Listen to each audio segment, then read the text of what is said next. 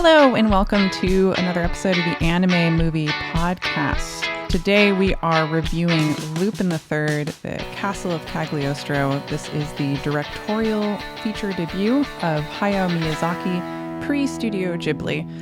I'm Kat. And I'm Joe, and we have a very special guest that we felt necessary to come in for this episode. We have my old roommate, Blake Conklin. Blake, thanks for coming to the podcast, dude. Thanks for having me. I'm like, it's about time I'm on this darn podcast. I've already been on two of yours. So, yeah.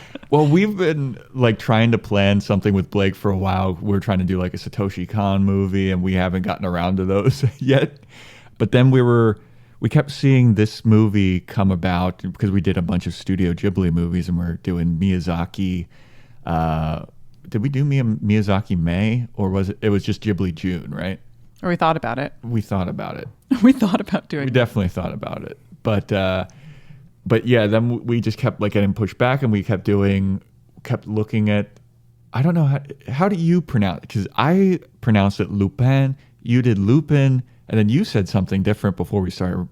Oh, I say Lupin. Okay. Because I think that's just from the English dubs from the anime that I've watched, but also I guess like the Japanese, because they love to switch their L's and their R's. They're like Rupan. Yeah. So it's like, hello, Rupan. Yeah. So I say Lupin. It's easy to say Lupin, like Professor Lupin, Harry Potter reference. Hey. And yeah, but I've always just gone with Lupin myself. See, I went Lupin because I know he's French, and like the Netflix live action series, they say Lupin.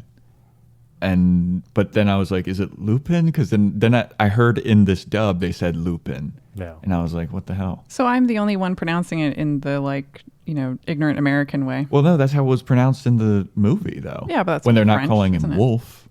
Yeah. Yeah. But anyway, we'll all say our own way for the rest of the podcast. But I remember you saying that this was like your favorite anime series ever, right, Blake? It's definitely up there. I mean, I've been a big fan of the Lupin series for quite a while. There's actually a point in my life where I actually had super long ass sideburns because of Lupin. Wow. And like, That's awesome. My dad always said, he's like, you look just like Lupin. And I'm like, maybe that's what I'm going And you're like, for. it's working. Right? So yeah, I just need like the red jacket or the green jacket, whatever jacket you need. So, Yeah. And a tie clip. Yes. So is the Lupin III 1977 to 1980 series the one that is your favorite or more recent? I think the 1977 to 79 series, that one was like the first one I was actually exposed to, because that was like the one they aired on Adult Swim. That's the second series. So he's wearing the red jacket in that. And then Hayao Miyazaki and Isao Takahata of the Grave of the Fireflies Flame, whatever. He did. They directed the first series, which was in the early 70s, and that's like the Green Jacket era, which I've seen a couple episodes on Crunchyroll, and they did not age well. So, I see. Yeah, but the Red Jacket series, I think I do like the English dub for that, because I think I'm trying to remember the name of the studio that actually did the recording for it, but they made sure that they kind of put in like a little bit of a modern jokes in there, even though it was like anime from the 70s, but they had to spice it up in the 2000s. So I think that kind of made it more approachable at the time. Was it Streamline? Yes, I think it was Streamline. Because I know that they were involved in distribution in the US, and one thing that was very different about Streamline from other distributors of anime early on is that they insisted on dubbing over subbing. And it was because they were trying to popularize anime, and they were trying to make it more accessible to people in the US. And they also insisted on switching out sort of Japanese references for American references, and sort of rewriting jokes for American audiences and things like that, which ruffled the feathers of some, die-hard fans, of course. I was reading this book that I have that has a bunch of articles that were written by this guy called Fred Patton, and he was like an anime expert. Probably still is. I haven't caught up with him, but and none of the articles are like past 2002. But he was heavily involved in doing some early translations, and I was like, oh, I guess he spoke Japanese. Turns out he doesn't. Like he literally has a couple of Japanese English dictionaries. And apparently it was I can cheaper. figure this shit out. Right? And apparently it was cheaper for him to be doing a lot of these translations. So the first streamlined version of Lupin III, Castle of Cagliostro is all Fred Patton's Japanese English dictionary translation. Oh, God. Of the I had a completely different plot. So wait, was Streamline? No, Streamline wasn't responsible for the English dub of Castle of Cagliostro. I know. So that, there's two of them. There's one that came out in 1992, which I think is That'll the be the Streamline Streamline one, yeah. And there's one that came out in 2000, which is by Manga Entertainment, which I think might be the one that we just watched. Okay. I believe that's true. Yeah, I imagine that the first one's probably hard to find. Oh, Yeah. and these days. I do believe the manga one, the manga version of it has David Hayter as the voice of Lupin, aka Solid Snake, for all you Metal Gear fans. So Oh, I don't know. yeah, I think if I remember correctly, because I remember when I first heard that, I was like, holy shit, Snake did the voice of Lupin? Yes. Well, he has kind of like a high-pitched voice in this one, so Yeah. that could be, I don't know, I never played that game before, but much to the chagrin of everyone listening probably. But the Streamline dub had Bob Bergen, and so many different voices in it. Here we go. We'll throw in my phone on there too. Should I get on my phone too, guys? Yes, it's a team effort, guys. Let's all just text each other. Let's text the rest of this podcast. Oh, yeah, David Hayter. Yes. Yeah, David Hayter. you're right. Yeah. Yeah. This was a fact-checking exercise. This was a quest for no reason. Yeah. But I was like, I think I had to be sure. And I'm like, I'm pretty sure. Yeah. So, yes. This was released in Japan in December of 1979, and it was shown in America at a couple of sort of film festivals and things in throughout the 1980s, but it was used as a test marketing tool because it was immediately very popular in Japan, and this was one of those sort of let's test the market in America to see if they're going to be into this. So it was shown at the sci-fi convention in Boston in 1980, and also shown at the World Science Fiction Convention in Boston and in Filmex 82 in Los Angeles. Those were the first sort of American releases.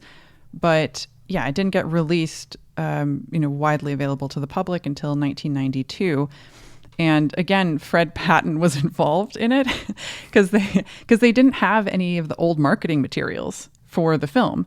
Because they needed something for like the VHS sleeve. Okay. And so Fred Patton went around America trying to like go to the die-hard fans to see what original promotional materials they had for when it was first like test marketed in America, in order to get images for Streamline to use for the VHS. And I can imagine in the early 80s that was extremely difficult. Right? Yeah. I would have watched a small documentary about that. That would have been pretty fun. Well, didn't this also get shown at the Cannes Film Festival? I'm pretty sure I read that somewhere. Yeah, I mean, I think it was the first anime to be debuted or shown at Cannes. Oh, the Cannes film. Yeah. I mean, I'd believe it. I mean, all it mentioned was the first ones was the World Sci-Fi Convention in Boston, and then Filmex in LA, and then it said, and many other film festivals in the 80s. Yeah, I remember when I bought the manga release for it, like I think back in 2004, like I went to Suncoast and picked up my copy of like, it was probably like $30. Suncoast. Yeah, I was because going to say everything is so Suncoast, expensive. probably like $45. That was like your hub for anime when you were too cheap to get it on the internet. Yeah. So, but I remember that on the manga release, they actually have a quote in there from like, apparently, allegedly, Steven Spielberg said it, where he's like, one of the greatest animation movies of all time. Yeah. But there's like, people have tried to do the research, and there's nowhere like where they can say that like Steven Spielberg actually viewed the film or said that. Right. But Did there's- anyone think about asking him? Yeah, exactly. I'm like, how come no one has reached ever out thought- to Spielberg? You know, so I mean, I'll call him right now. I'll just get him on the phone. Yeah. absolutely, yeah. It's like we can just drive to Universal. It's not too far from Steve, here. So. Stevie. Yeah, Stevie. Well, guy I read a thing that said that, and it's so funny that you brought that up because on IMDb's trivia, it said that it is rumored that Steven Spielberg loved this movie and took inspiration from it for chase scenes in Indiana Jones, which would make sense because as I was watching this, I took down some notes. I was like, this feels kind of Indiana Jonesy to me. Yeah, it did kind of have that feel, but it also had kind of like an Ocean's 11 feel. There's something kind of heisty and fun about it, and also 007 with like all the gadgets. I wrote down Adam West's Batman because it's like kind of silly with the gadgets too, but also Indiana Jones and Ocean's 11 and James Bondy, and even the music is like kind of James Bondy at certain points, very swing heavy and for sure jazzy. Yeah, and it's also speculated that the culminating clock tower scene inspired the 1986 The Great Mouse Detective scene that is very similar. Oh, okay, all right. Yeah. Would you like to hear some more? Do we have some more fun facts? I do have more fun facts for you. Let's go for it. And I won't talk about Fred Patton anymore. Oh, man. And what an interesting man he must be. So there was a magazine that came out monthly called Animage or Animage. Mm-hmm. I don't know how to pronounce it. I just read the letters. Animage. And I realized I didn't know how to say it as soon as I tried to say it. Hey, we had a Lupin debate at the true. top of this, so we'll figure it out. Animate. But Animage really, really pushed Lupin. It like had heavy coverage of it. And it's what introduced Toshio Suzuki to Hayao Miyazaki. And he later became the producer at Studio Ghibli. And Suzuki recommended to Miyazaki that he write a manga series, a serialized manga series that would appear in the magazine. And that serial manga series was Nausicaa of the Valley of the Wind. And since this was after he had directed Lupin III, Castle of Cagliostro, people expected a movie to come out of it. And so there was like high demand for it. And so the publishing company of Animage, what are they called? They're called Tokuo something. I'll find it. Anyway, the publishing company funded Nausicaa of the Valley of the Wind. So they footed the bill for that film. And then that had wide acclaim. And so they were like, hey, we'd love to give you a bunch of money to start an animation studio. Why don't you take your friend Isao Takahata and you guys go like have a thing. And the rest is history. Yeah. So, Lupin III and Animage and the coverage of that, was kind of a domino effect that led into the creation of Studio Ghibli. One of the greatest anime studios ever to be formed on planet Earth. If you're listening in the future and we're off the planet. Should we do the little non-spoiler synopsis, get a little bit of what's going on in this movie here? Yeah, I was kind of thinking, since Blake, you've seen the series, would you like to give a non-spoiler synopsis of the series? Yeah, this is the Red Jacket series. This is our first exposure to Lupin de Trois. So wait, I'm supposed to give a synopsis of the Red Jacket series? Why do you do this? No, I don't mean the entire series. I mean, just give us an idea of, for somebody who hasn't watched the series, be like, this is kind of what it's about, to give us an idea. Okay. It's like no pressure. So she did this to me with a Pokemon podcast too. She was like, "Can you give a synopsis of the Pokemon series?" I was like, "All of it?" And I don't mean give me an episode breakdown. I mean, tell people that it involves creatures that you catch in balls and people go around and fight each other with it. Like, it's just let them know, like a brief synopsis of what this series is. I feel like I have to do it like almost like a movie trailer where it's like this summer. It's like 4 criminals, an agent of Interpol, trying to find the mystery of Cagliostro, a mysterious girl. All those, but like it's like a marksman, a thief, a samurai, and a bimbo. I was like, okay, I wish I wrote a synopsis before that, but I would say the best way to describe it would be like the greatest Japanese heist team ever on a mission in Hayao Miyazaki's Yeah. directorial debut. Yeah. So, yeah. But in the series, do they kind of have like a different mission every episode, or is there kind of a long con going on? It depends on which series you watch. So the last two series that they just released in Japan, Part 4 and Part 5, they have like a overarching story, but still there's like a couple random things in between. So it's like Some fetch quests. Yeah. So it's like Lupin, the fourth series mostly takes place in Italy, and the fifth series is mostly in France, but they do some globetrotting, and there's like a couple things with like Bitcoin. So they're trying to make it like a little bit more modern. Yeah. However, like the Red Jacket series and even like the Green Jacket series, the one that Miyazaki and Isao Takahata co-directed, they're mostly just like kind of self-contained episodes where they're like about to like go on a heist, whether they're like trying to steal the big Jesus statue in Rio de Janeiro. Right. Wow. They did I mean, that. that's really big. Yeah. And Lupin, he could steal anything, and he stole Ambitious. that one, and that was Yeah. So but yeah, so basically, Castle of Cagliostro is just like a nice self-contained adventure, but in like a feature-length film, and I believe it's the second or third motion picture. Yeah, like Lupin motion picture. Yeah, it's the second one, Yeah. which we didn't know until Yeah. we watched it, and then we're like, oh shit.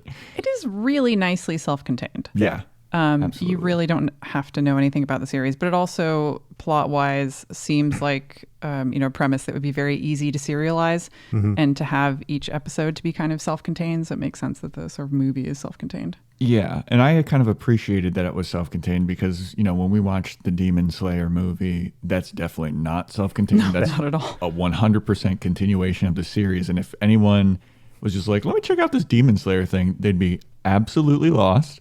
But this one, like, we never have seen anything, but we kind of caught up pretty quickly and understood what was going on. But I'm assuming that, like, a lot of the characters in the movie appear in the show, and they're recurring people, like his sidekick, Jigen, or whatever his name is, right? Jigen? Yeah, Jigen. Like, Jigen's mostly with him along the ride, and then Goemon. Goemon. He Goemon. likes Fujiko. Fujiko, depending on which series she's in, she's like kind of she's always been like a rival to Lupin, but then a lot of the time she'll join the shenanigans. Sometimes she doesn't, but funnily enough, I think when Monkey Punch started the manga series, Fujiko was just a name of some random girl that he would put into any situation, and then I think it was with the Green Like a Jane Doe. Yeah, pretty much. Like, it was always like there would be this like girl that like would just pop in, and Lupin would either have his way with her or anything. And that's like the other difference between like the Monkey Punch like original comics and the like the Miyazaki take on it. It was like, he's more of a gentleman in the Miyazaki movies, and in the comics and in a lot of the series, he's a fucking pervert. He's a dog. Yeah. He's a womanizer. Yeah. He jumps out of his clothes and tries to jump onto Fujiko. And honestly, if any of the Lupin stuff aired now, like in modern times, they'd all all go to canceled. jail. Yeah, he'd be canceled. So Yeah, it's not. So Fujiko is basically every Bond girl's name. yeah. in Lupin. Yeah, pretty much. But then in the series and stuff, they ended up just making it one girl, and she actually has like her own kind of standalone series called A Woman Called Fujiko Mine, which is very adult but outstanding series. So, I see. Yeah. Yeah, she's such a badass, which I'm sure we'll talk about a bit more later. But I think the only real clue that this is from a series and isn't a standalone movie, if you were just to watch this on its own, is the appearance of Goemon, because it's such a cameo appearance. It's like this person is adding nothing to this film. Yeah. Like, this is clearly like for the fans to be like, oh, he's here too. Like, and it's just tick. We've ticked that off the list. Oh, everybody's in this movie, huh? They even got Goemon. Yeah. But I imagine he plays a bigger role in the series. Yeah. Generally, like, he mostly, like, in certain series, he's like along with Lupin for the adventure, and then there are other times where, like, Lupin needs a hand on something, and then he's just like, Goemon, get him, and then he like sword and cuts whatever, like cuts a whole plane in half because As you do. Yeah. It's really fun to have this sort of 1960s James Bond sort of character, swinging 60s character, and then you have a samurai warrior, which is just like exactly what would happen if Japan did 1960s James Bond. Yeah. So I love that for them. Yeah, and I'd say like in the later series, like part 4 and part 5, they kind of like make like the aware joke that like a samurai just pops out of nowhere, and he's like, oh, you're judging me? You're a samurai. Yeah. So. Yeah. Like get with the time. Yeah, pretty much. Yeah, got it. Yeah. And then Jigen's described as his sidekick, but I felt like, I mean, he does call Lupin boss, but they seem like partners. Yeah. Yeah. You know. Yeah, they have a long history, dating back to the comics, but he's always been kind of his right-hand man, essentially. Sure. So, yeah. See, I feel like sidekick doesn't necessarily mean like lower status. You know what I mean? I feel like they're kind of like, we need each other. This is a partnership. You have certain attributes that I don't have, and I don't think sidekickness is mutual, though. I don't think that Batman is if I was Robin's sidekick. If I was like, you're my sidekick, you'd be like, fuck you. Yeah. That sounds like something I'd say. Fuck you. You're my sidekick, bitch. Yeah. But at least right-hand man sounds. I think right-hand man is nice. More efficient. Yeah. Okay. I think that is a good way to describe it. Yeah.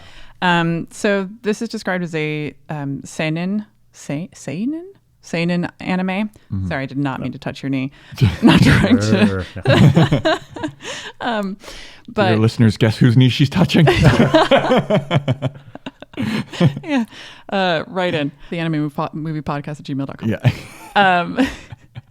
Yeah. So seinen anime is sort of the young male equivalent of a shonen anime. So shonen anime is aimed towards young female audiences, and the seinen anime is aimed towards younger men. So like Gundam and Dragon Ball Z and animes like this. So this is a dude anime. Hell yeah. Hell yeah, dude. Waiting for the Gundam episodes you guys want to do too. So, oh god. Speaking there's of probably Gundam movies. Yes, actually they just released one on Netflix. So, oh, no way. Mm-hmm. Interesting. Yes. And here we thought we had limited resources for this podcast. Every series has an anime movie. Well, we have to watch the. I feel like those are ones that we have to watch the series for, right? For Gundam? For Gundam? Some of them. Okay. I mean, we could talk about it after the podcast if you want. Right. So, yeah. Before the movie, all the machine robots fight. And then you watch the movie. So I would say that this movie kind of centers around a heist where, Lupin and Jigen, they rob a casino, and then they find out all of the bills that they've pilfered are counterfeit. And then Lupin has like kind of a hunch about like, oh, I know exactly where this is from. And it leads them to the Castle of Cagliostro, where there is an evil prince and a damsel in distress that needs to be rescued. Or a count. A count, yes. And a damsel princess in distress that Lupin feels the need to rescue, and shenanigans. And when I say shenanigans, there's Actually, some shenanigans. yeah, you're not wrong on that one. And the hunch might have come from the fact that apparently Cagliostro, which is a nation of 3,500 people, a nation smaller than a small town. Yeah. Probably smaller than Glendale. Where counterfeiting is not illegal. Yeah. Well, I guess if they have their own nation, they can make their own laws. If you have 3,500 people, like you are just sort of making your own rules. But I wonder if it's like you can't counterfeit whatever money they use there, but you can counterfeit every other like money of the world. Yeah. Otherwise, like, do they just like sit at home making their own money? Like, honey, I need to go to the grocery store. All right, let me print up some bills. It's a barter system. Yeah. But yeah, and so then it kind of becomes a quest to take down the evil count and rescue the princess, and that's basically the non-spoiler synopsis that we can get into without ruining things if you've never seen this movie before, which is on Netflix, so it's available. Very accessible. Yeah. And I think the animation's pretty fun. it's dated. There's a little bit of choppiness to it. Yeah, but I think everything about this movie is very charming. Yeah. There's no big themes. Nobody has a character arc. It's just fun and charming, and there's some action and some fight scenes and some very cartoonish moments that aren't like anime cartoonish. They're like American cartoonish. Yeah. The sort of like, the characters trying to like swim through the air instead of falling, and does swim through the air for a moment and then falls. There's all these like fun moments like that. Yeah, kind of Bugs Bunny-ish. And some amazing facial expressions. Like, I know that the animation is dated and some of it can be a little choppy, but I love seeing hand-drawn animated cars versus like CGI cars. Yeah. I love the way they move and how like the cars kind of take on a character in of themselves. And facial expressions were very, very expressive. Yeah, and CGI doors and... Oh, yeah. Ugh. I just hate seeing that shit. But the animation's good. The music is all over the place. It's swing at some points. It's really electro at some other points. Electro? Yeah, it's like really synth heavy and like... I wrote down that it reminded me of like some of the stuff at Epcot in Disney World, or like Tomorrowland in Disneyland, where it's like what they imagine the future to sound like. I love that. I love the way the past imagines the future to be. Very retro future type of, like the whole cyberpunk thing. Yeah. Lots of xylophone. Yeah. Love xylophone, dude. And just some sounds that you only ever hear in like detective things or like Pink Panther music. There's like a lot of that too. Yeah. I love the music in this. Yeah, I thought it was great. And it's got loads of different genres, but it stands out, but it doesn't take over or overwhelm it ever. Yeah. I feel like this is one of the few Miyazaki movies where he probably didn't have Joe Hisaishi as the That's correct. composer, it's the only one. Yeah. So, of course, that's why we don't get emotional with the music. It's just all over the place. So, like every time I hear the soundtrack to Spirited Away, there's like certain parts where I'll remember a scene from that. And then just like tear up where it's like, I knew you were good. I'm like, stop it.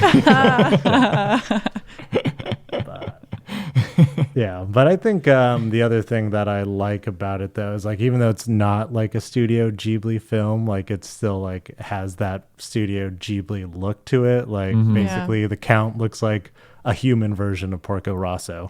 I thought he looked like an old ugly version of Ponyo as a fish. Oh yeah, that makes sense too. I can totally see that. But and then I think like the princess, the one that Lupin needs to save, it's basically Nausicaa. Yeah, it is basically. Like, but more as a damsel in distress and not in some weird world with big old bugs. So, yeah. It is weird that, I guess like Miyazaki's movies are all usually helmed by women. Like the women are usually the heroines and the heroes of the movie. And this is one of those rare instances where it's like the dude is the hero here. And I guess he did it once. And he was like, never fucking again. I did this. Right. Only chicks from now on. I don't know. I think it's kind of 50-50. And I think it's maybe because we're not used to having women be the heroes of films as often, especially if it's not about that. But it's like, Ponyo is about Sosuke and Ponyo. They're both the main characters. Yeah. Mononoke, it's not really San who's the hero in it. No, it's mostly Ashitaka. It's mostly Ashitaka. So I think that he does have a lot of prominent, strong female characters. But I don't think most of his films actually are. I think it's kind of half-half. I disagree. And I'll look into Cite your examples. Right. This is the pop quiz. It's like Kiki's delivery service. Find the male hero. I mean, that's absolutely Kiki for sure. Yeah. We're not going to do this right now. No. Spirited Away. Nausicaa the Valley Wind. Kiki's delivery service. But then Porco Rosso, it's more Porco. It is more Rosso. Porco, it's, for sure. Yeah, and I think The Wind Rises, it's more about the dude. It's all about the dude, actually. I don't know. I haven't watched that one. No. And then I'm trying to think. I'm like, Enough of this. Return of the Cat is about the cat, and he's a boy.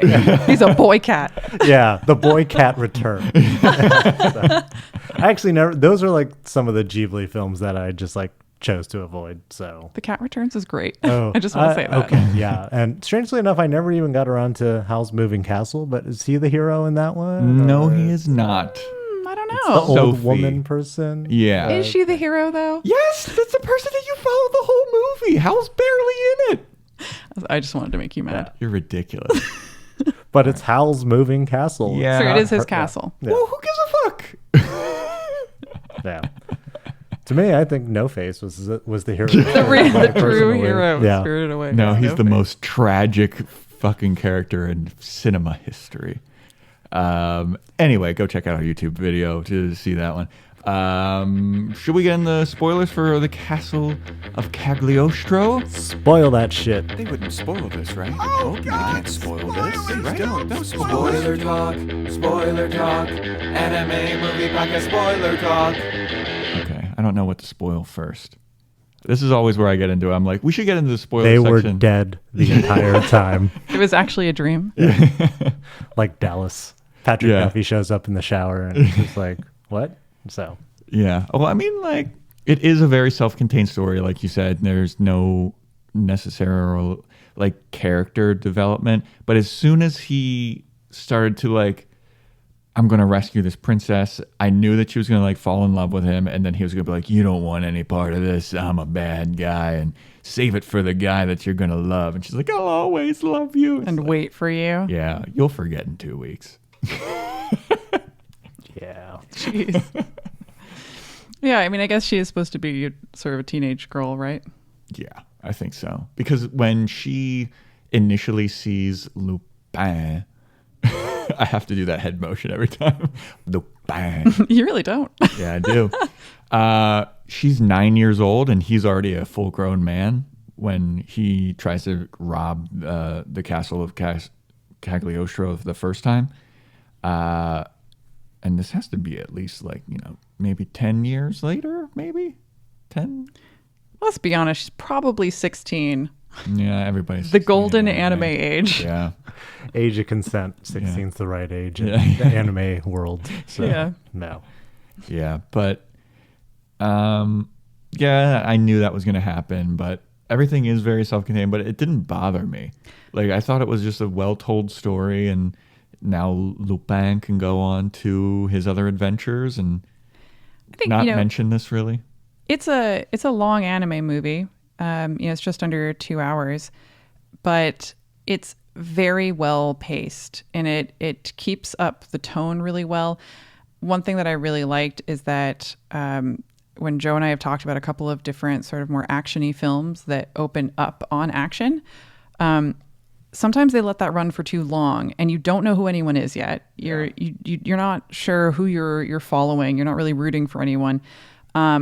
But this film with the original casino heist sets it up really quickly and it just sets the tone of the film. And the next scene right after that, we're getting some like characterization and a setup of the plot of the rest of the film. Yeah. There's a lot of very good storytelling, a lot of good sort of setups and payoffs.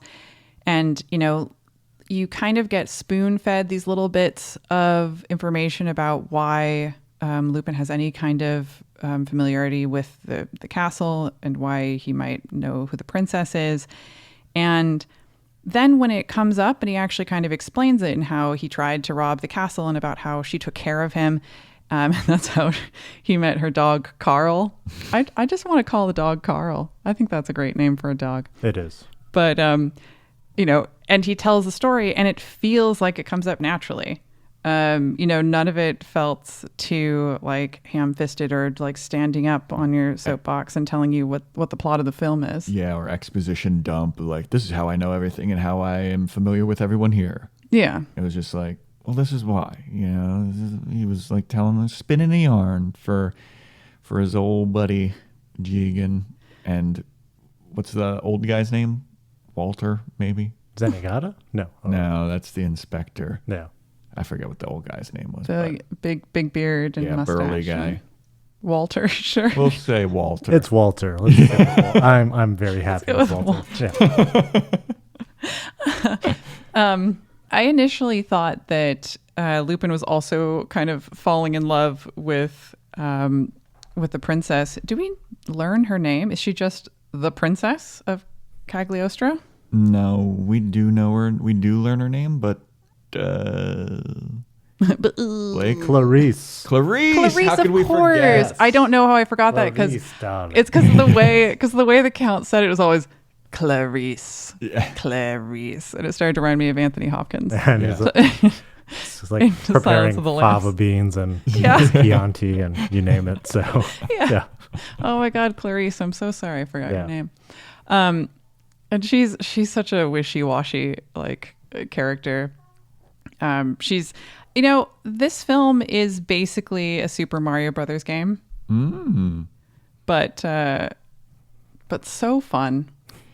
And everyone's taller. There was a stand-up arcade game based on this story. Oh, I believe that. Yeah. Really? Yeah. How do I not know about this? Yeah, I want to play this now. Absolutely buy that. Yeah. Let's all chip in. Yeah.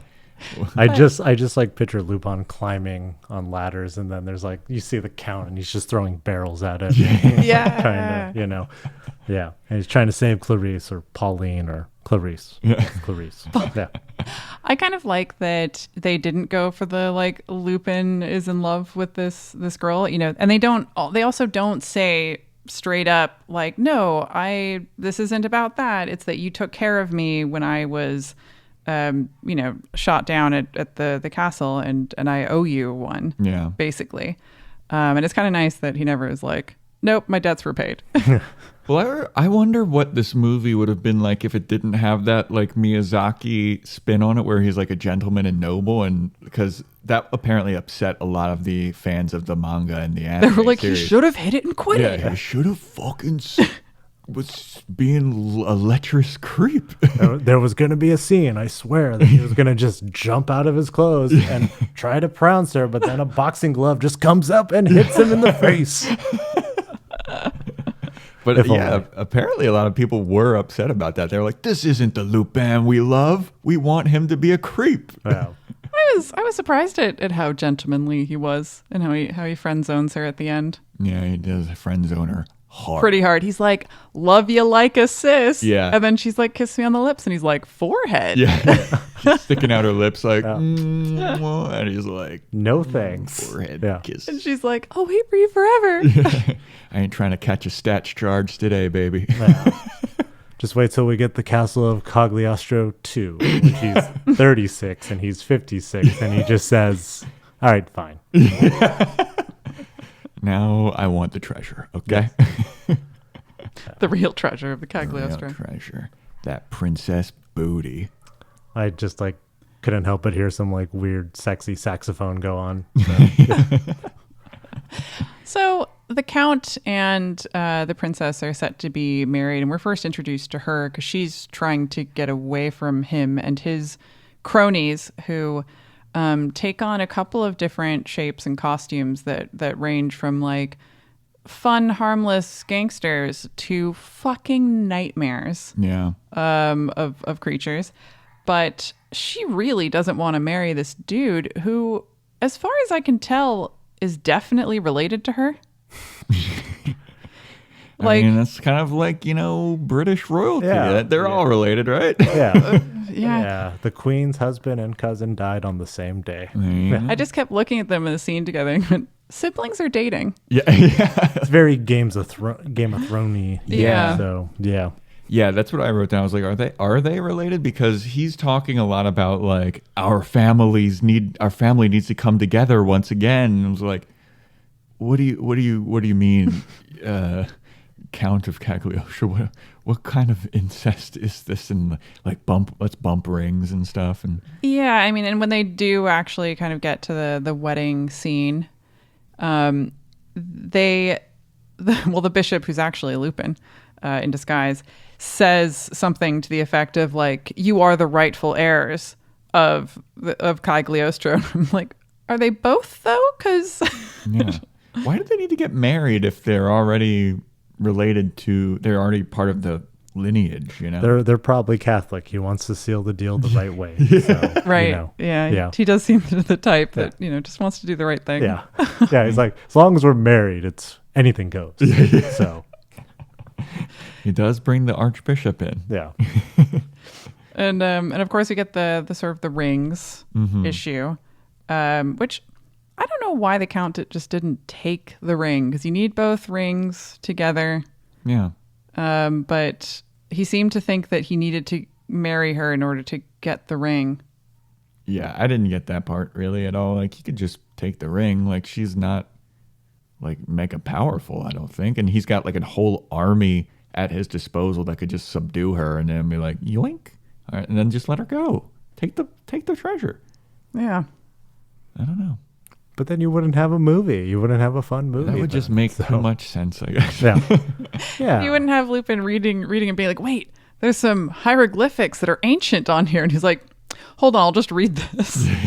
Let me grab Fred Patton with the translation book, and he can I'm help sure me he with that. can So, take a look. yeah.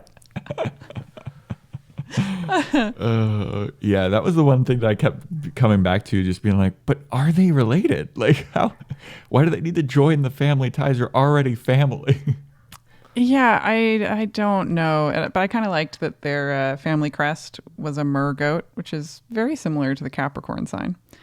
I kept looking and being like, oh, Capricorns. Are you a Capricorn? I am, but I don't care. Yeah. Yeah. In case I'm not one of those people that's like Virgo season, baby. Yeah, right. So, yeah. It is cool though. But yeah, in the infamous like clock tower scene, I love all the clock tower stuff. I love all the cogs and stuff. I think that I'm like sidestepping myself to say something else now that I've just been inspired. But one thing that this film has that's super fun to me is this sort of classic sort of cartoon thing, or like Mr. Bean thing, where it's these extended periods of time without any dialogue. So it's very much just kind of showing the story of this one person doing something. So, when you have Lupin going through all the cogs and whatever the sort of underwater system is that he's sneaking into the castle through, and that whole thing is so funny to watch. Yeah. And there are little bits of slapstick, but it's like so expressive. Like, it doesn't, in some ways it feels like old style cartoon, but also it feels so modern and recent. It doesn't feel like this is 1979 visual humor. And then we see him going across like the rooftops and like all of that kind of misadventure. But those are like long sequences, but they never drop the ball. Like, they're just like entertaining throughout. Yeah, I agree. And I could definitely see how this would be like a great video game too, because there's like some Assassin's Creed type stuff one where he's like jumping over the rooftops and climbing everything. But then he pulls out his fun gadgets like Adam West Batman or James Bond. And dude, Lupin is strong as fuck and agile as fuck. And I'm just constantly amazed by his strength. He's always doing one arm hangs from like soloing up and, like very clean walls. Yeah, he's incredible. Yeah, I mean, it's also got big sort of like Link and Zelda vibes because of all of the kind of gadgets and hook shots and things that Link's got going on, and then Zelda being kept in the tower by oh my god, I've blanked on his name. Lupin. Yes. Lupin. Yeah, weirdly, he's also involved in Zelda. Zenigata, the inspector? No, Zelda character. Link. Or Have you ever played any Zelda games, Blake? I've played a few. I think mostly I played Wind Waker, and I played a little bit of Breath of the Wild. However, I think I was more of a Final Fantasy person. Okay, so, I did both, but yeah. Ganondorf. Oh my god. I can sleep. The main bad guy. Yeah. Right, yes. But he's kind of like the Count, keeping Zelda in the, in the tower. Mm-hmm. Do you have a favorite scene from this movie that you remember, that you recall?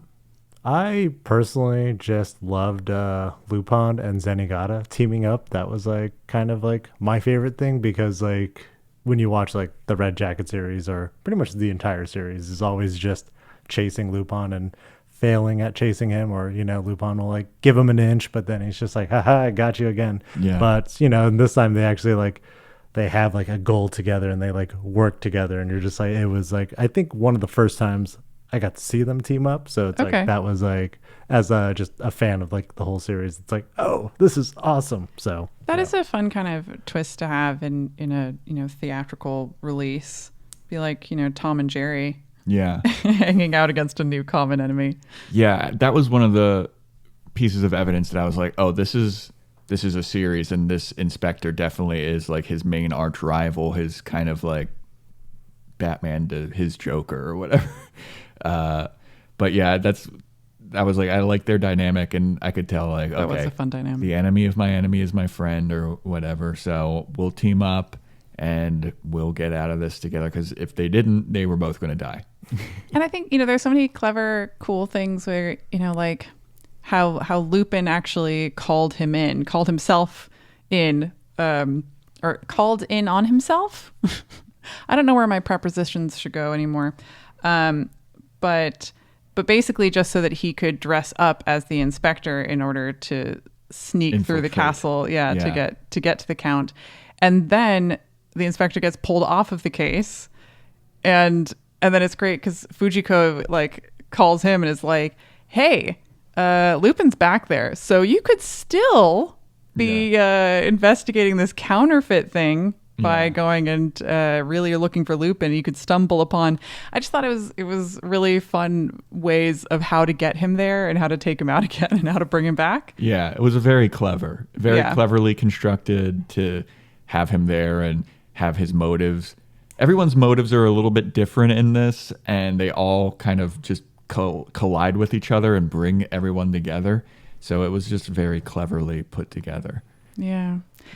What was your favorite scene? Beat you to it. Beat you to your question. I don't want to.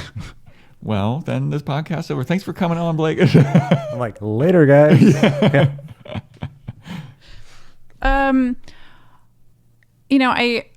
What I mentioned before about these sort of long non-dialogue scenes that are entertaining throughout, I think those are some of my favorites, because I think that you really have to be strong in your showing storytelling in order to make that as entertaining as it is. Yeah, for sure. Yeah, I mean, those, like the first car chase where they're chasing after Princess Clarice and the mobsters are kind of on her tail, and then Lupin decides to get involved for some reason. Drives up a cliff face. Yeah, very good Casually. driving. Very good driving by Lupin. No wonder he's the best gentleman thief. It's just, Fiats, they're really great cars. Yeah. Type of thing. It's true. So, Great off-road vehicles. This is actually a Fiat commercial. Yeah. Didn't know if you It's knew. like the Italian job was for Mini Coopers. Yeah. This is that for Fiats. Yeah. But yeah, those long action scenes where there's no dialogue, it is super impressive. Like, they're getting a lot of stuff going, and there's so many set pieces like that in this movie. There's that initial car chase with the Fiat going up the side of the cliff and the mobsters, and it's a pretty long car chase too. And I could totally understand why Spielberg would be like, I'm going to take this and rip some of this stuff off for Indiana Jones or whatever, or action movies in the future.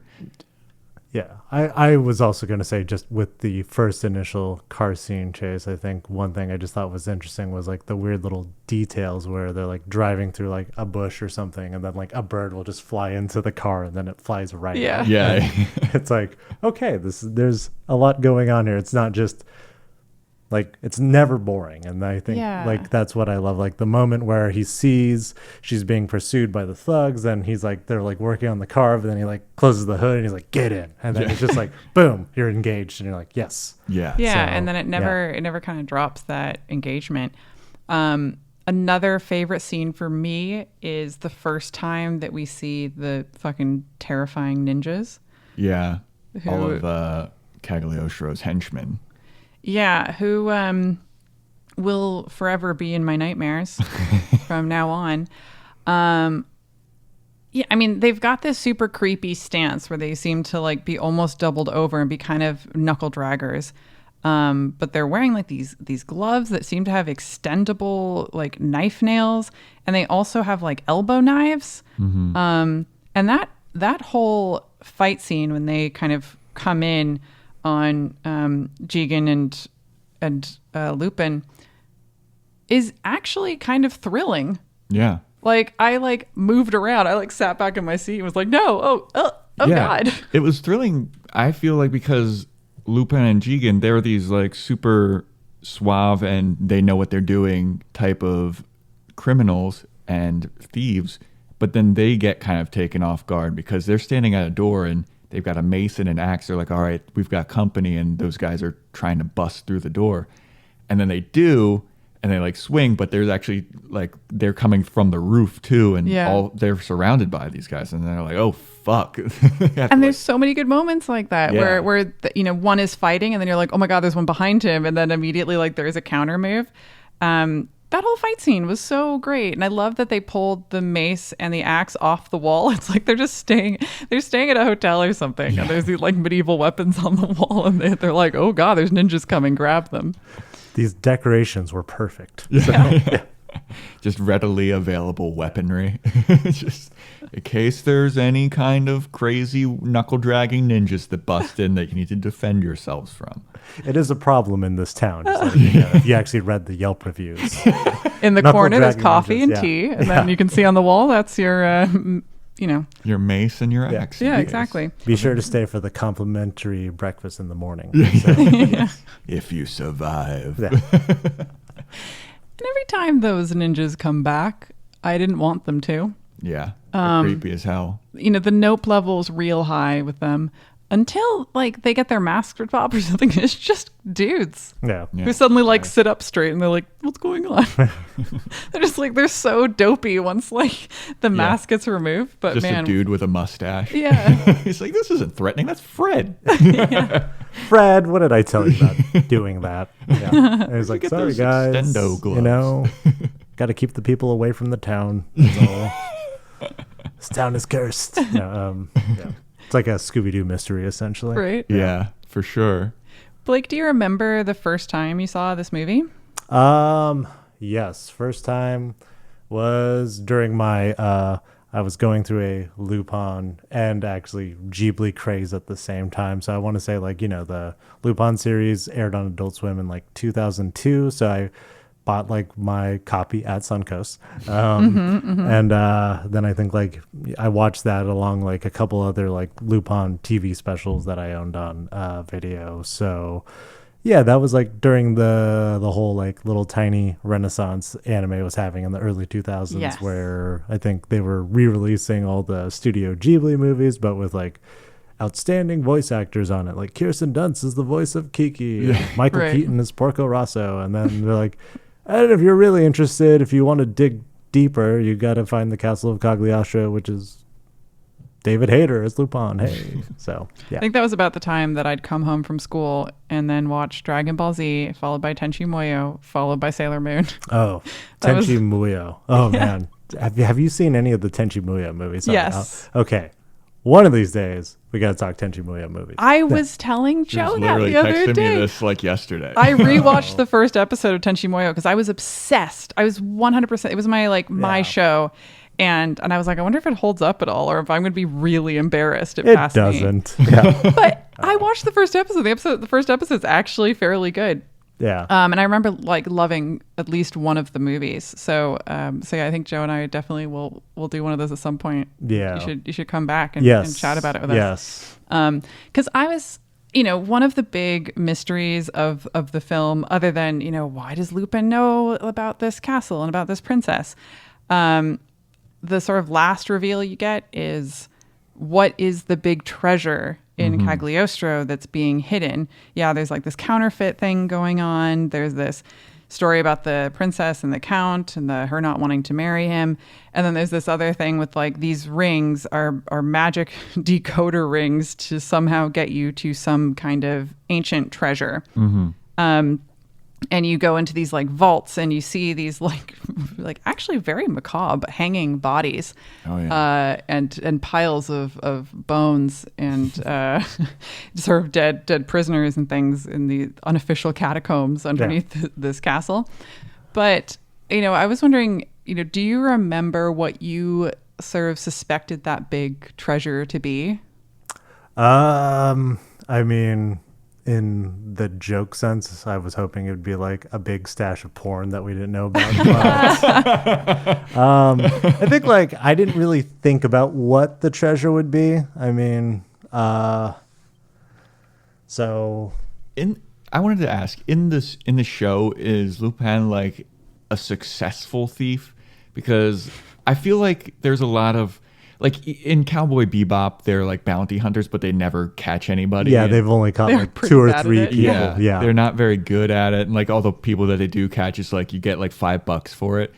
I was wondering if Lupin is like a good thief in the series. Like, does he get away with a lot of stuff? Actually, yeah, Lupin does get away with a lot of stuff. Like, as I mentioned earlier, he stole the Jesus statue. Oh, he in does do Rio. that. Oh, that was Like, that was they- a success. Yeah, they take it away Oh. from a plane, and like, I think the weirder part of even that episode was like the Jesus statue smiles after they take. Yeah, so No, I don't That's like it. awesome. yeah. Oh God. But generally, like most episodes, I think the other thing that I do like about Lupin the Third, where it's like Cowboy Bebop has more of that.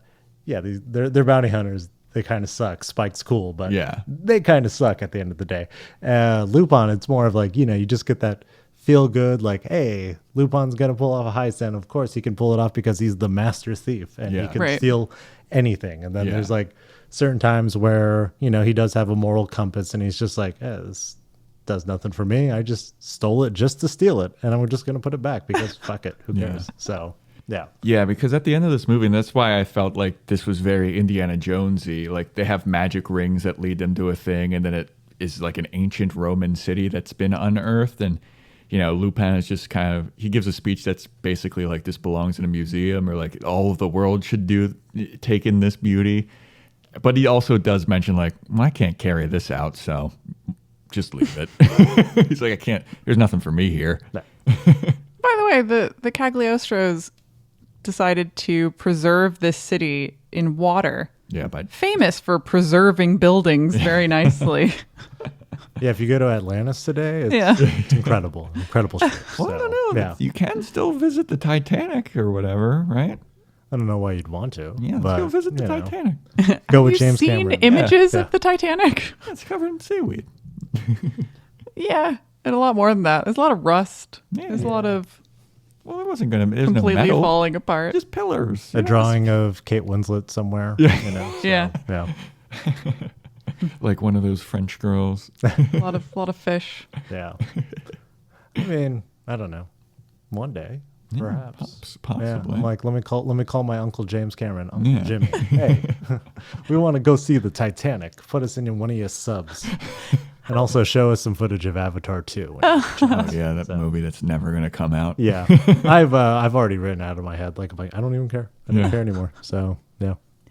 I mean, like, how long was that Roman city there underwater? At least.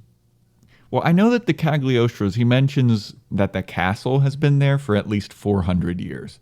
Because when they're in the catacombs, he's like, wow, they've been killing a lot of people and leaving them down here for the good 400 years they've been here.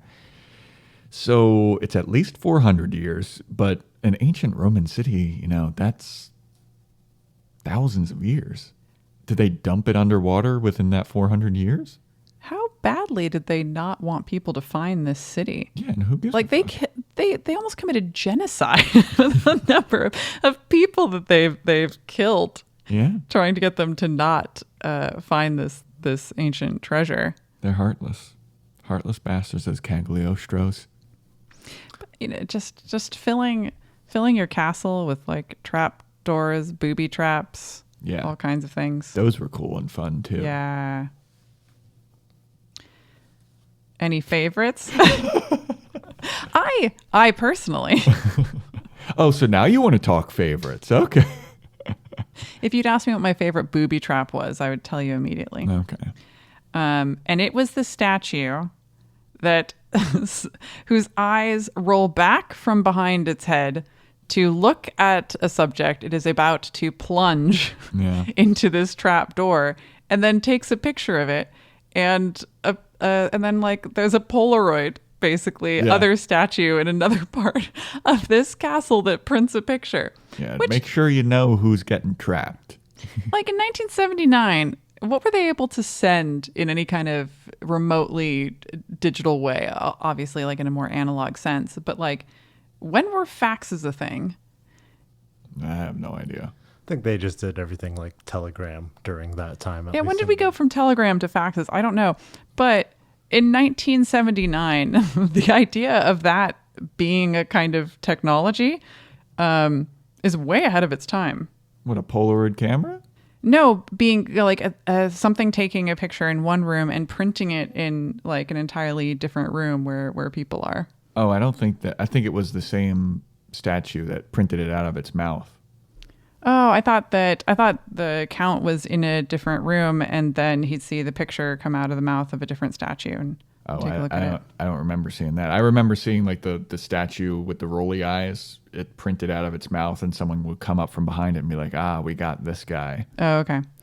Well, then that's very Polaroid. I liked the Polaroid statue. The evil Polaroid statue that took, and I like that it took a picture of them like just as they were falling in, so you get this ridiculous picture of whoever is intruding your home. Yeah, like that would be way better than my Ring, you know, if I had a trap door outside balcony of my apartment. Yeah, I don't remember any other booby traps aside from that one, to be honest. Well, there was the booby trap in the tower with Clarice. Which is a sudden disappearing floor door. Oh, yeah. There's also laser guns. And the laser things. Yeah. And, around any of those, like, clock gears, you have the ones that shoot lasers. And also in the garden, you can't walk past a certain point because of lasers. Yeah.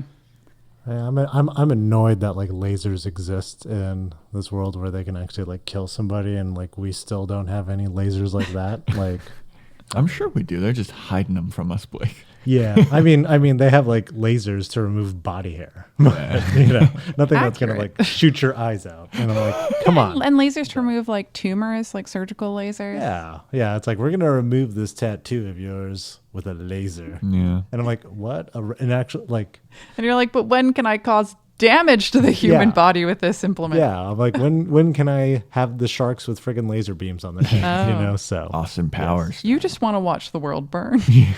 Sometimes, or you know, I mean, I'm glad that technology doesn't exist, but it's interesting that it always exists in like anime world or even in just like regular like sci-fi movies. Everyone just has a laser gun, but of course, and we just have lasers that remove body hair. Yeah. And tattoos that you regret getting when you were really drunk. So that we know of. I'm convinced that their laser weaponry does exist, but we just aren't privy to it. North Korea has it. Oh, absolutely, they do. Yeah, I'm trying to think. Like, I can't think of any other booby traps that I would have liked aside from the statue Polaroid. That was just like super funny. But then they just like easily leap to the ceiling to not avoid that trap. Like Lupin does it. The old ass butler dude does it, and he has a guy hanging from his leg too. It's like, geez, how strong is everybody in this movie? God damn. Yeah, it's kind of like a Fast and Furious movie. Everyone is very super for whatever reason. Yeah. They can't die, so yeah. Unless... Because of family. Yeah. Of course. It's the power of family. Yeah. We find out that one of the biggest inspirations for Fast and Furious movies was Castle of Cagliostro. Probably. Steven Spielberg, Dom Toretto, everybody was inspired. Yeah. It's like easily one of the greatest caper movies ever, Vin Diesel. They got to put that on the box.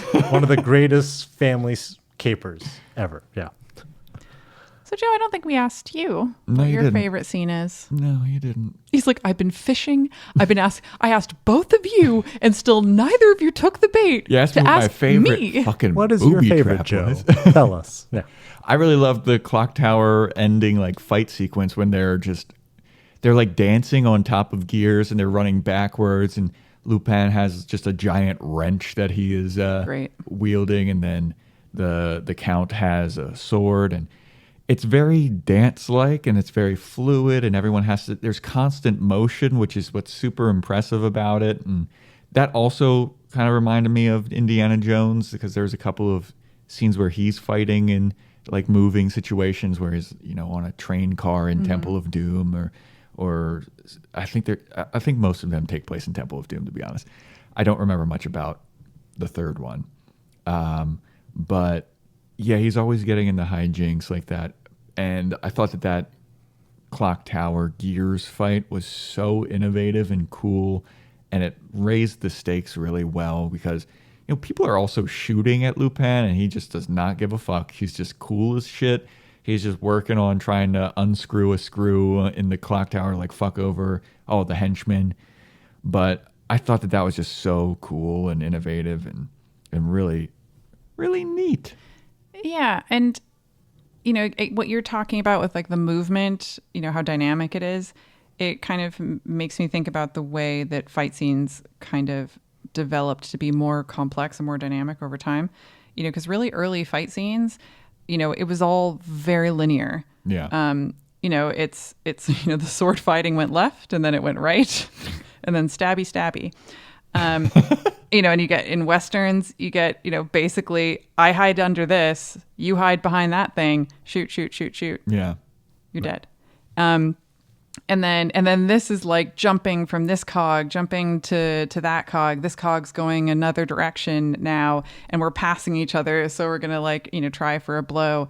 And you're right. It is like a dance. It's beautiful to watch. Yeah, and then also just like running on top of the moving gears so you don't get caught falling off of it, or having to go upside down, or grabbing onto it and dangling from it. Like it was like fighting on a treadmill, and one guy has to go backwards and one guy has to go forward. It's like an OK Go music video. Exactly. Yeah. It was very impressive. It's even like a video game in some sense, where you get like a boss level and you're like, oh god, I have to do this with the boss. Sure. Like, like you can play I know that in a sense it reminds me of like just like playing Spider-Man games, where it's like most villains you could just like knock them out or something, but then it's like there's something special about this guy. You have to make sure he's knocked out and then have this like certain piece to like throw at him, and it's got to be timed correctly, and then you're just like fuck the entire time. So again, that's a very Zelda thing for any of the sort of dungeons and temples, where they have a lot of, there's fighting obviously, but there's also some kind of a puzzle. So,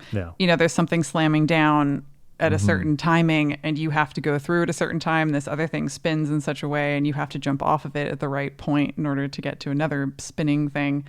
So I could see that having a really good video game dynamic. Yeah, I would love to play that video game. I know that I brought it up earlier, but that arcade game has to be fucking fantastic. Go play Dishonored. Yeah. I feel like a modern version would be so much better though, because of he changes weapons fairly frequently. So it'd be great to be in that scene when they get attacked by the ninjas in their hotel, and it's like you have to decide to grab the mace or the axe, and then Jigen has to like grab the other one, and then you have to find the wrench in order to fight with that in the last scene. That'd be very cool. Yeah. Anything else we want to talk about before we crank our amps? Do you have anything that you're dying to talk about with this movie, Blake? With this movie and like what it'll potentially lead up to, the sequels that we will never get from Hayao Miyazaki. Where would you rank this in the hierarchy of like all of the Lupin movies? Out of all the Lupin movies, I think it's definitely in the like top 5. Like it's, if not like the best Lupin movie, although it's not like the proper like Lupin adaptation, but it is like, it's Miyazaki's interpretation of Lupin, which is like, I think respectable in its own right. It's definitely a little bit more like it's a lot cleaner than like certain Lupin movies. Like you can actually watch this one with family, which is like great with family. Dom Toretto once again. But like there are just like certain Lupin movies that I've seen where there's like the nudity is very gratuitous, and you're just like, okay, boob shot right here for whatever reason. But that's just like how the world of Lupin works sometimes. And this is just good, clean fun, good solid film. And I know Miyazaki's not the proudest of this movie, because he's not? I don't think so, because I think like there are like certain things that he wanted to do that he couldn't do for the final shot or whatever. But I think like there's like animation restrictions during that, so it's not his proudest achievement. But you know, I still think it's one of his best films out there. So yeah. I think you're right about that.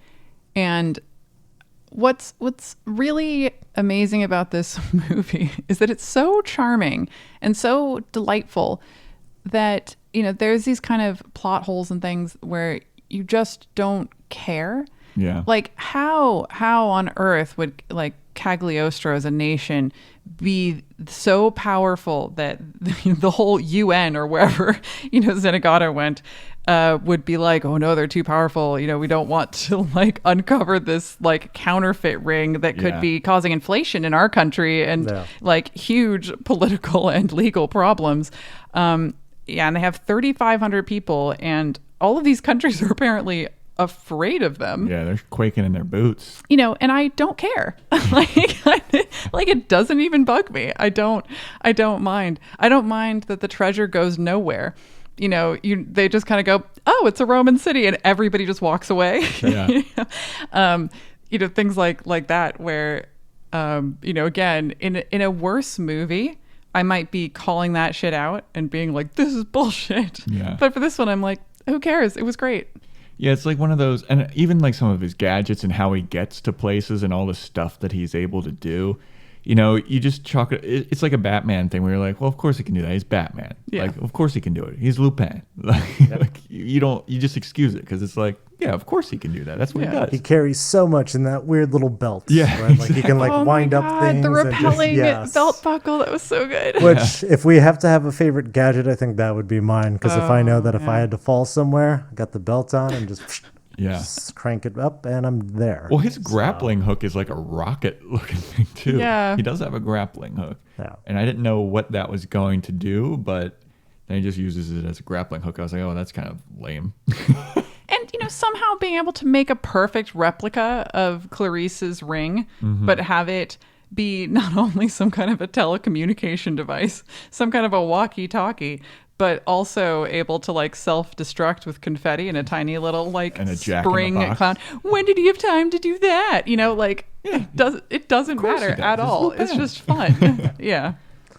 Yeah. Wonderful. All right. I think it's time to crank some amps here. Yeah. All right. I'm going to make you go first, Catherine. Okay. This will get a 10 from me. 10 out of 11. All right. I think that it is super fun. I think it's well animated. I think it's way ahead of its time, but also has the charm of old-timey cartoons. I clearly there were fans that were upset that he wasn't more of a dog, but I love how clean this is. I think that it's very funny and charming. It's delightful, but it's also action-packed. There's definitely some like adventure moments and some tense moments. And this film just never drops the ball. It starts entertaining and it remains entertaining, and the train just like keeps going. And it doesn't really matter too much that the ending is, you know, could be very dissatisfying for somebody. You could be like, that was the fucking treasure. They don't even do anything with it. I can't believe Lupin didn't steal anything, you know? Fuck this movie. Out of here. He didn't grab any boobs. He wasn't a womanizer. He was a gentleman, and that pisses me off. Yeah. And would watch again. Yeah. Would recommend to literally anyone. Yeah, I would crank my amp to 10 as well. I really enjoyed it. It was a good time. It's very Indiana Jones, which is like right up my alley. I love Indiana Jones. I love that kind of action adventure type of thing, and it made me want to see other Lupin movies. I am curious now because I just assumed that the whole series is kind of like this, where it's just like, you know, there's hints of him being a dog, and he even says it in it at some point in this movie, like, oh, I was a dog at certain points or whatever. And, you know, you get Fujiko that kind of hints at it as well.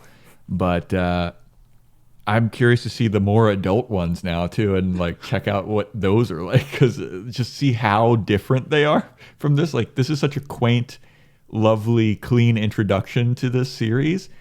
And then I hear that it's, like, a lot more adult. I don't know if it's more violent or anything, too, but yeah, I mean, if it's anything like this, I would really enjoy checking out some more Lupin the Third movies. So yeah, 10 out of 11 for me as well. Blake, what do you got? Well, since you guys both gave it 10s, I'm like, should I give it the 11? But I will give it a nice proper 10 and a half. Nice. So, I like it. we'll do 10 and a half. And I mean, it is one of my favorite Miyazaki movies. Definitely one of my favorite Lupin movies. Do I love Castle of Cagliostro as much as I love Kiki's Delivery Service? No. Really? It's You love Kiki's Delivery I Service? absolutely love Kiki's That's Delivery Service hilarious. so much. Like, I mean, like out of like top 3 Ghibli movies, it's like Wow. Mononoke and Kiki's Delivery Service just has a tie to it. And I think like the main thing is like with Castle Cagliostro, it's, Castle Cagliostro is charming and Kiki's Delivery Service is charming as hell too. Is like in the sense that it's not realistic at all. Sure. I'm like, I want to live in a world where I could be a witch, fly into a town, and people are like, hey, far out. Yeah, have a job at this bakery. You can even live with me. It's like when that really wouldn't work out. Like if she actually flew into town, people would be like, burn her. So yeah, I would say. And so that's why I like that movie. It's just charming as hell. And Castle Cagliostro, also charming as hell. So great action. And you could see the Steven Spielberg influence, whether he quoted it or not. Yeah. The Fast and Furious influence, the Assassin's Creed influence. This movie basically influenced everything. Yeah. So, Yeah, let's not forget the Great Mouse Detective. Yes, that too. Yes, except I think,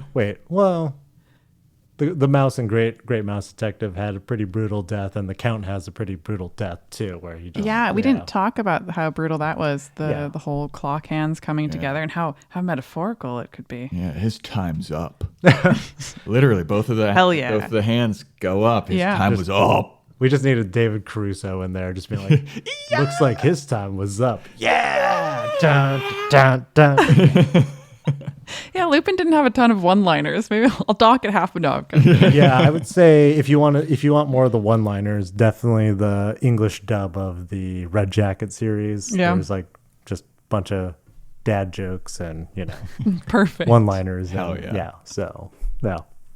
Well, Blake, thanks for coming on and being our Lupin the Third expert and giving us some context to this. And if we ever do some more Lupin movies, we'll have to have you on and whatever back for Tenchi Muyo. Yeah, I was going to say Tenchi Oh Muyo.